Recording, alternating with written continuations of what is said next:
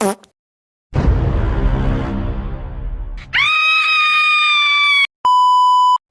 อ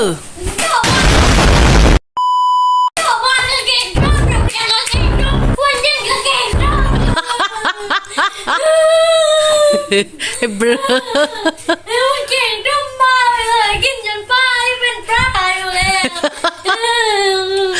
โอ้ย